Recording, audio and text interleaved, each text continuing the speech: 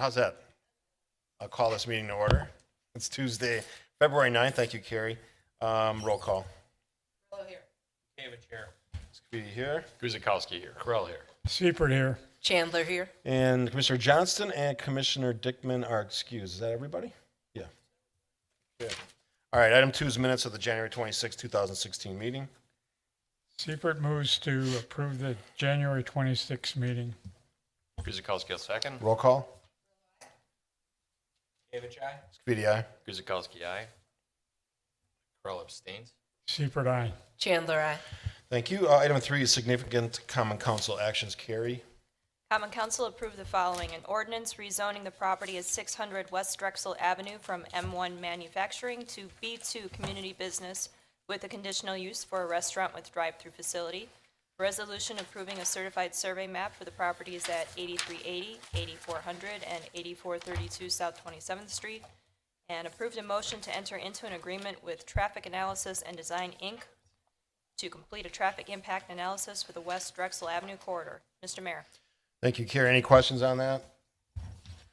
None. Okay, moving on to new business. Item 4A, we've kicked this one around for a few meetings. It's sign and building plan review for Prairie Sign and Lighting LLC for the mattress firm retail portion of the property located at 320 West Town Square Way, tax key number 813-9048.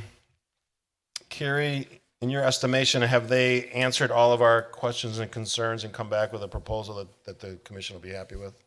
I believe they have. They have the entirety of the sign, including the swoosh element that was discussed for the last couple of meetings. These signs are actually a bit smaller than the PetSmart signs that are on the building. I know that was a concern that was raised at the previous meeting.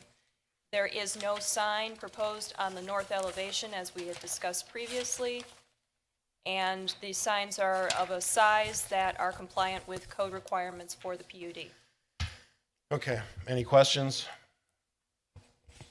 Commissioner Chandler? The applicant had a reason he could not be here tonight, so I excused him. Okay. For one of the signs, it seems like one of the pillars have been removed or eliminated. No, that's not true. Oh. The pillar that was proposed to be eliminated was on the north side, but since that is no longer being proposed, there's no change to the building itself for the signs. Okay, thank you. You're welcome. Okay. Okay. Nothing else, motion on 4A. Corral moves that the commission approves the sign plan submitted by Steve Ignarski, Prairie Sign and Lighting, on behalf of Mattress Firm for the property at 320 West Town Square Way. Following conditions: 1, that one wall sign on the west elevation, maximum height of primary sign is 40 inches, and one wall sign on the east elevation, maximum height primary sign 37.8 inches, in the location shown on the plans approved April 28, 2015, are approved. 2, that one internally illuminated secondary monument sign 6x6 on the south portion of the property is shown on the plans approved April 28, 2015, with panels for both tenants is approved. And 3, that a permit application for all signs is submitted to the inspection department. Roll call. Speedy, aye? Guzikowski, aye. Corral, aye. Seifert, aye. Chandler, aye. All right, final item tonight is item 4B. It's a review of site building and landscaping plans submitted by Blair Williams Wired Properties for an addition to the building and revisions to the exterior dining area in the property located at 7979 West Main Street, tax key number 813-9053. Carrie. The approval request is for modifications to the exterior of the building and the outdoor dining area for what's known as the Bel Air Cantina, which is the restaurant tenant in that site. Originally, the site was supposed to have an open-air dining area. This is actually expanding the dining area and adding a canopy structure with planter boxes and a smaller sunshade attached to the rear wood slat privacy wall, which I'll show you in a moment. Proposed building materials for the two structures, the wall and the planter boxes, include wood slats and beams, translucent polycarbonate roof panels, and steel tube columns and outriggers. Just as an FYI, polycarbonate panels are not specifically listed in the approved general development plan and regulating plan for Drexel Town Square. However, the use of, quote, other creatively used, high quality and durable building materials, end quote, that enrich the pedestrian experience are encouraged. A three-quarter majority approval of the Plan Commission is required for the use of polycarbonate material, and staff recommends approval of that use. What I'm showing on the screen right now are the elevations of the different portions of the outdoor dining area, including the canopy structures. This is the west elevation, south elevation, so as you're looking at it from the square.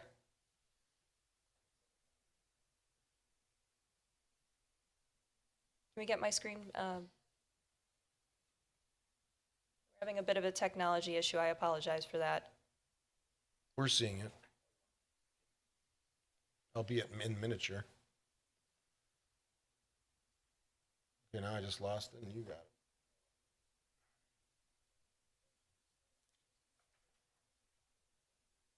All right, it's back. Okay. There is a change to the landscaping and pedestrian walkway from the original approval. Landscaping was reduced to allow for the expansion of the outdoor dining area and also the pocket park. A revised detailed landscape plan will be required, showing the difference in the planting materials proposed. Also, pedestrian access was relocated to the dining area. It's actually going to be cutting through the dining area if you look on your site plan.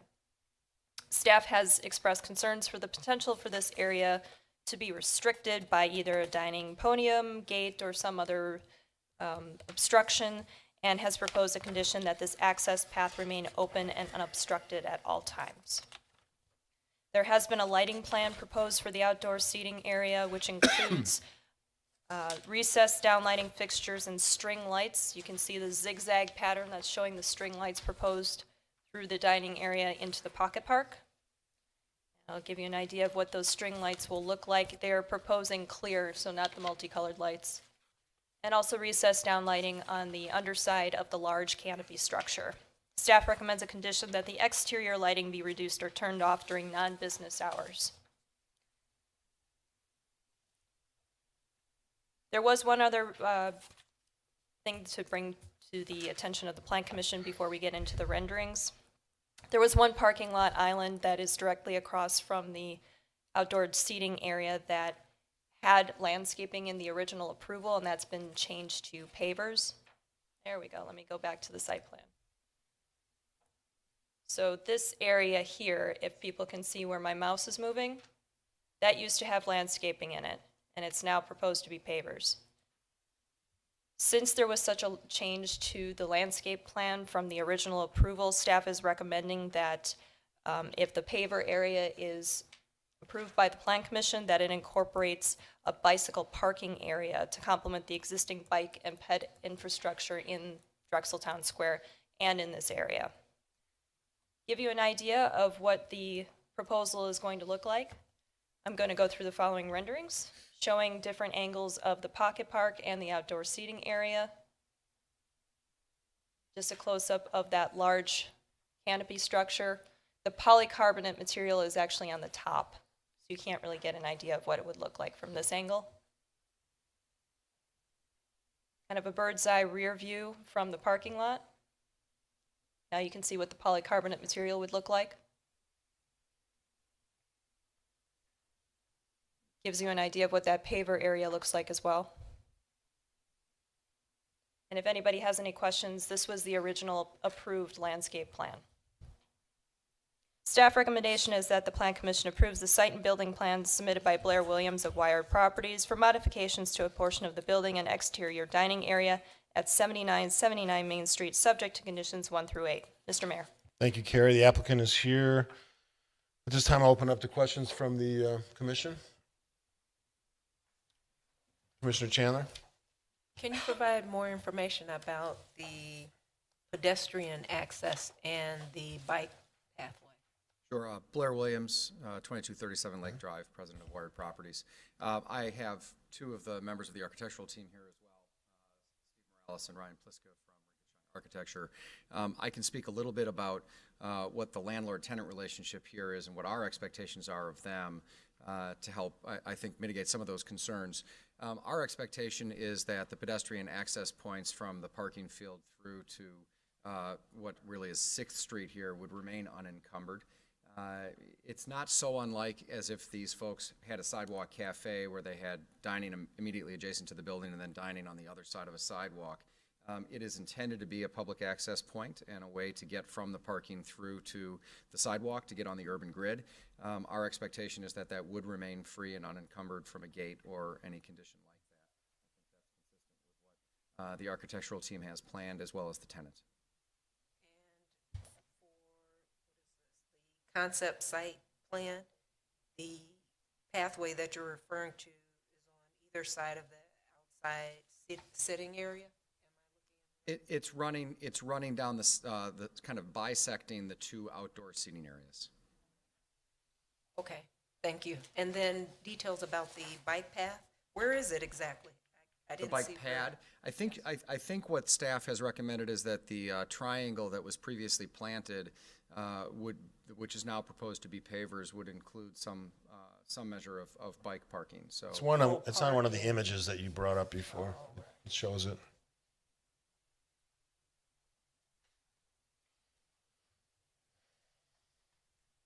Yeah, that pad. Right there. Is where the city is, where staff has suggested that, and we're comfortable with that requirement. I think it's a good idea to put a bike thing there too. Yeah, absolutely. Thank you.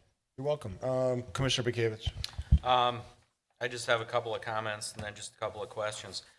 As far as the building material goes with polybicarbonate, when we write the codes, a lot of times they don't keep up with the technology of what's going on with materials.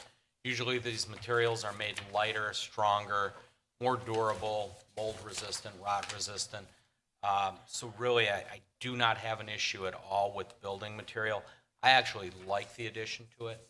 I like what's been done. I agree with the mayor. Bike rack's a good idea there. I don't have any problems with losing that landscape. As far as the pedestrian path, on the very end of the dining area, the outdoor dining area under the canopy, they talked about having a fence, a gate. So can the general public just wander into that dining area? Or will there be a definite definition of where the restaurant ends and where the rest of the... Well, there are a couple of benefits, I think, from where the pedestrian way has been located relative to the dining. One is it's actually pushed that pedestrian walk undercover. So now there's actually a covered, in inclement weather, opportunity for folks to make their way through. I am not personally aware of a gate condition proposed on either end of that. I think the rendering actually does a pretty good job. That's a very wide cross-section there. And That was my question, how wide that actually is. I don't know what the width is. Yeah, so it's 8 to 10 feet as opposed to a traditional 5-foot sidewalk. And given that there will be dining on either side of it, but no encumbrance within that space, it should be very clearly identifiable to someone. You can note there's also a pavement demarcation there, showing that the finish along that space is different than the finishes shown on either side. So we believe that this plan clearly establishes a route that the public would be able to move through freely. Yeah, and if you're talking about a sidewalk cafe, people are used to having people walk by as they dine. That's Oh, kind of the idea. The sidewalk's on the end, right? It's right in the middle. Goes between the big. Oh, it's here. It's under the end of the canopy. Oh, okay. Never mind. I'm looking at the wrong spot. Thank you for that clarification. No, otherwise I like it. It's Carrie wants to go, and then I'll go to Commissioner Seifert. I just wanted to bring to the commission's attention that this is not the first time that Bel Air had an outdoor seating area that was bisected by a pedestrian path. Actually, their location on Water Street has the same kind of scenario where they have a path that goes to an apartment building. Yeah. So it's not something that they're unfamiliar with. I just wanted to make sure that that remains unencumbered because I have seen outdoor seating areas where they put a podium there because they have staff that's trying to direct people to the outdoor seating area, and sometimes that gets clogged and people don't realize that they can walk through there. So that was my only concern with that condition. Yeah, as landlord, I can assure you that, folks that are parking in this parking field and even the parking field to be built to the north, they really have fundamentally three ways to get around what's a pretty large building. One is around the north side in that private alley on the sidewalk. The next is in the pedestrian alley that we've created within the building itself, and you can see that in this drawing, kind of in the top right of the frame. And then the other is this walkway. So as landlords, we are very intent on ensuring that the public has ready means of access from behind the buildings to what would be the front of the buildings. Mr. Seibert?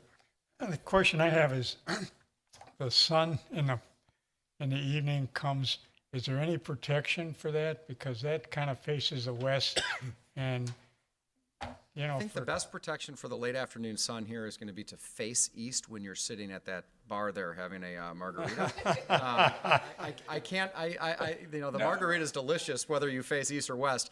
You know, the wood slats will do a very limited job of doing that. What we don't want to do is close this in at all. The intent of this outdoor seating is for it to be very open so that people who are on the square or people that are driving through understand how dynamic and active it is. So I don't know that we have any plan to protect from the sun. I'm not disagreeing with you. I'm just saying that there are some sun issues in the evening. Yeah, Once in a while. it will certainly be warm on your back when you face east. Anything else, Commissioner Seibert? Yeah, and then the other is the landscaping. What are we doing right in front of it? It appears to me that we have some landscaping on the west side. Are we, Yeah, so we've been trying to work with the tenant to arrive at the appropriate solution for that. And as staff has suggested, the expectation is that we will come with a more detailed landscaping plan for approval by this commission at a subsequent meeting. The intent there is that space be activated. The tenant has agreed to take on the obligation for maintenance of that with the trade-off that they have an opportunity to also participate in the activation of it. We have had conversations about things like bocce ball and pétanque and ways for actual activities to take place in that space, which we believe is a very appropriate way to continue to activate the area around the square. Some of those details need to be ironed out, and then they would need to be presented to you for approval in a landscaping plan. okay. Yeah, I mean, I looked at these when I saw them first last week, and it's really tremendous the way your team and Bel Air Cantina, and even working with our staff to kind of blend the retail restaurant into what we're doing right across the street in the town square. It looks beautiful. And the fact, and I know from having talked to a lot of residents, this is something that's going to be very popular. Yeah, we're confident that we look forward to even more parking infrastructure being created here at Drexel Town Square. Exactly. Alderman Guzikowski. I think this is a really good-looking plan. There's so many elements here that just speak to the public. Come on down and sit down and have a taco or drink or a margarita. It's also a compliment to that whole corner. So I think this is just a good mix of everything that you guys could have possibly put here. And I do agree with Alderman Bukewicz with the building materials, that the non-conforming or whatever we're calling them. I do agree with the process of using them. So good work on this job. Alderman Credit Bukewicz. to Rinka Chung. Yep. One last question. Regarding the roof pitches back towards the building. Right. Obviously, you're not going to put gutters on there. So when we do get heavy rain, what's the water management plan? Are you going to have gutters at the end going to rain barrels, or is it just going to? Just identify for the record, too, please. Steve Morales, Rinkelstein Architecture, 756 North Milwaukee. Thank you. The water actually does shed to the sides, and there are gutters there, and they do run back towards the back to 3 rain leaders that then hit the stormwater system. Oh, okay. Thank you. Okay. That's it. Any other questions? Commissioner Chandler? Can you provide a little more information about the landscaping change? You know, what fundamentally had occurred before in the plan was that there was more or less a landscaping placeholder on the plan indicating that the area to the west of the building would be landscaped. It was part of the general plan. Regardless of what we did there, we were going to be required to come back for landscaping approval. What had existed there in some respects was a pocket park. One of the upsides of a pocket park is that it's open to the public and all of and all of those things. It does require some level of management and programming for it to become effective. What we determined through our conversations with this particular tenant was that that's part of their business, is programming spaces for folks to use. And so what we've kind of arrived at in our negotiations with them is we'd be willing to give them the opportunity to use that space at no additional cost to them if they would agree to program that space such that the public can use it productively. So the change for us was one from passive landscaping to activation of a space that could be used by the public more productively. Thank you. Good. Anything else? Motion. Kavich will make a motion that the Plan Commission approve the site and building plans submitted by Blair Williams Wired Properties for the modifications to the portion of the building and exterior dining area at 7979 South Main Street with the following conditions.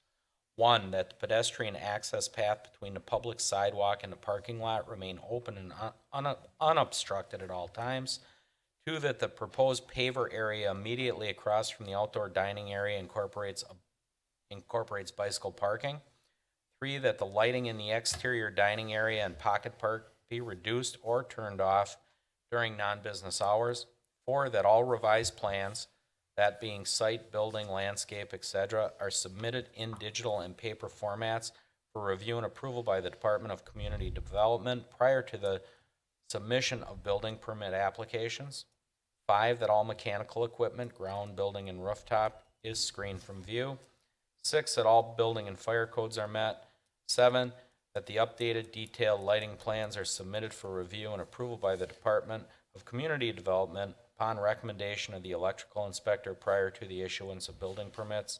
And 8, that detailed plans for signage are reviewed and approved by the Plan Commission. Guzekowski will second. Before I take the roll, Mike Kresick, do you have anything? No? Good, okay. Roll call. Kavich, aye. Speedy, aye. Guzekowski, aye. Earl, aye. Seifert, aye. Chandler, aye. Good luck, gentlemen. Motion to adjourn. Seifert seconds. Roll call. Kavich, aye. Speedy, yes. Guzekowski, aye. Earl, yes. Seifert, aye. Chandler, aye. Thank you. Have a great night. We'll see you next Tuesday.